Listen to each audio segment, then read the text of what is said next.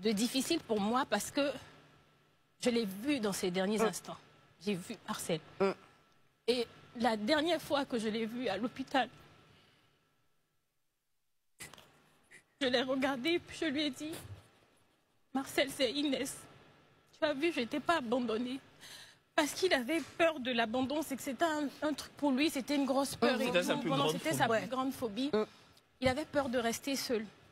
Et ce jour-là, il y avait l'émission. Et puis, j'ai dû partir, j'ai pas fait l'émission. Ce jour-là, on a inventé un truc.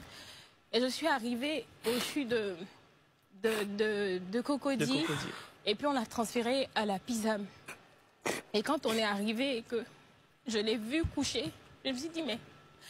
Et même dans nos messages avant, je lui disais, mais Marcel, il faut te battre pour moi, il faut avoir pitié de moi, il ne faut pas me faire ça.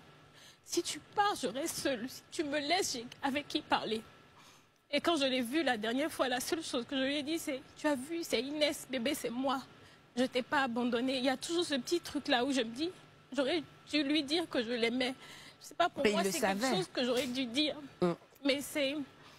Je vis avec ça au quotidien. Il y a des fois, ça va, il y a des fois, ça ne va pas, mais... Marcel, jusqu'à la mort, après la mort, c'est ma personne. Marcel, c'est ma personne. C'est son émission, c'est pour lui ce soir. Et c'est pour l'amour que vous lui témoignez tous, déjà avant et après, comme tu l'as dit, même après. Marcel, c'est un ami à qui je pense tous les jours. Je pense Inès et moi, on n'en parle pas, parce que chacun fait son deuil à sa façon. Comme il peut. Mais Marcel a marqué nos vies respectives à l'encre indélébile. Et je pense que je l'aimerai toute ma vie. C'était plus qu'un ami, c'était un frère. Et j'ai pas envie de pleurer parce que bon, j'en ai marre de pleurer parce que je pleure beaucoup concernant Marcel, même si je le dis pas, je le montre pas. Contrairement à elle, parce que je pense que moi j'ai un peu plus fait mon deuil qu'elle. Moi je le poste plus. Mais je pense à lui tous les jours et il y a des fois où je craque, quoi. Et je vais jamais le montrer parce que j'ai pas envie de voir des commentaires. Tu sais, les gens, voilà, il y en a qui savent pas justement faire la part des choses et puis il y en a qui savent pas, je sais pas, avoir du recul. Donc c'est quelqu'un que j'aimerais toute ma vie et puis voilà quoi. C'est ça. C'était Marcel. Ouais, en fait justement pour rebondir sur ce qu'il dit.